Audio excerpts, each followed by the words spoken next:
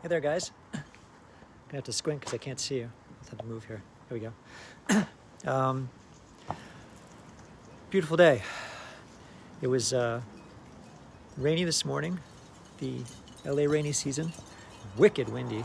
Could see the ocean like really rough. And now the winds died down and the sun came out. It's a lot pleasant now, so it's pretty cool. So feelings. Let's talk more about feelings. I've discovered a couple things today. One thing is when I was taking karate this morning in class, sensei said something, I don't remember exact quote, but it was basically the idea, well, we were, put into context, we were doing Kata, which you can relate Kata to like a dance, essentially. So you learn a particular dance. Hey, Maria. You learn a particular dance, and then you learn it and you memorize it. And so within this particular martial art dance, if you will, there's all different components to it. You can break it down into all different types of moves that you can actually apply in a self-defense situation. So we learn this kata in order to, for many different reasons, but one of it is to be able to memorize the moves and do them over and over and over and over and over again and have them become part of us. Thanks for the thumbs up. To become part of us, to actually become part of our muscle memory so that we don't have to think about it. We just react. So he threw us a loop today, which he always does. He was in that kind of mood. And he had us doing the kata backwards, and not just backwards, but inverse, I guess, if you would say. So the kata, it has direction. There's some directional components to it. Like you can do it on the right side, and then what typically you do on the right side, you do on the left side as well. He had us go backwards. It's like, so if we started off on the left side, normally we would start off on the right side and do it. Boy, that messes you up. And we did this for quite a while, and it was really good to actually do it for many different reasons. And one of the reasons is that he brought up too, is that, well, from a martial arts standpoint, even a life standpoint, this was reinforced later on in a coaching call, but even at a life standpoint is you think you know something because you do it over and over and over and over and over and over again. And then when you get just one little nut thrown in the mix, or you just get confused a little bit, or something's not quite right, just totally fall apart. Well, by doing this kata backwards and inversely or whatever, you learn it even better than you learned it before, and you practice it. So same thing in life too, because if you look at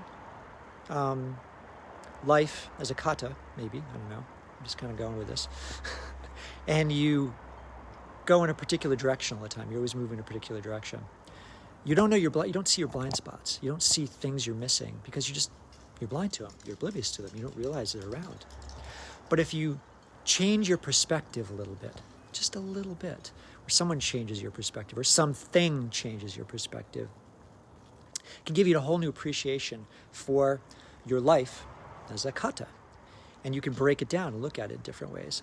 So that's one thing that I was looking at this morning. And then also the fact that it's really important for us to go where it's uncomfortable, because that's where the growth is. And we don't tend to do that as human beings, at least in modern society. I don't know about if we've always been like that, but we're lazy. We really are lazy. We get into just a pattern and we follow it habitually. We just follow it habitually. And we take the easy way out all the time. And I think I don't know, I'm not sure what it is, but it's not natural for us. It can be a learned behavior, something I'm learning, and something you can learn as well. Anybody can learn it.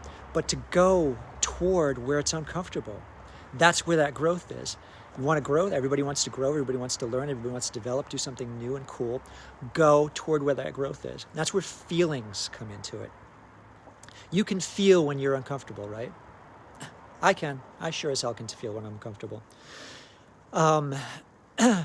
I used to take those feelings and push them down and resist them, and instead of allowing myself to feel them, whatever they were, I would go into my head and I'd start overthinking about it, and I'd push it down and I'd say, oh, well, I don't want to feel that way. I shouldn't feel that way. And one of the things I can give you an example of is anger.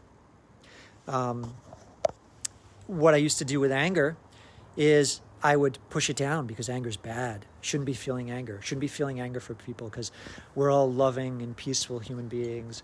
And, we shouldn't feel anger because we've taught it's bad. It's not good. Fuck that. Feel anger. The feeling isn't bad. The feeling is not bad. The feeling is something that you feel as a human being. It's a natural feeling, just like love, just like ambition, just like whatever, anger, hate, sadness, all that. You have to feel it. The bad part isn't feeling it. The good part is feeling. That's life. But if you feel really, really angry and you want to go out and kill somebody, feel it. It's okay to feel it. Just don't act upon it, right? There's a difference there. Feeling it gets you through the emotion. You process it, you go through. And then on the other side, after you feel it, you have choice. Do I want to go out and buy a .45 and shoot that guy? Do I want to get a knife and kill somebody? Whatever. No, I choose not to. I choose to recognize that, whatever about them kind of thing, But it gives you a choice after you have those feelings. So you have to go into those deep feelings in order to find where that choice is. Because if you don't, you never will. You're going to be running from them. And everybody, so many people, I included, have done it most of my life, have run from my feelings. And that's not going to get you anywhere. You're just going to keep running. And they're never, ever, ever going to stop pursuing you because they're part of you.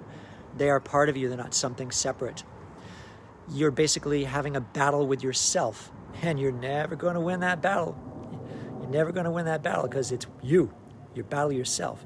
So you have to accept who you are, your dark side, your good side, your fear, your anger, your anxiety, and feel them. Recognize that they're a part of you, and then they become part of you.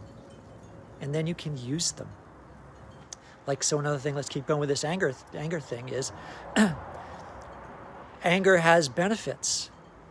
Anger has benefits. Hate has benefits. If you're in a self-defense situation and someone's trying to kill you, you draw upon that hate to survive. So that has a benefit there. You draw upon that hate to maybe, or that anger about something, to maybe not even go to that extreme, but even just draw on anger or something like that to be determined, right? That's just a little bit lower intensity than anger. Determined about doing something. First you get pissed off about it, and you're like, okay, well, I'm going to direct that anger towards something I'm going to do. I'm going to get it done. So that's determination. So that's a usefulness for anger. So every single emotion we have has a use, and we need to feel them. So that's where I was today. That's what I learned. So thanks, Maria. Thanks for watching. Thanks, Mary Beth. You guys have any questions?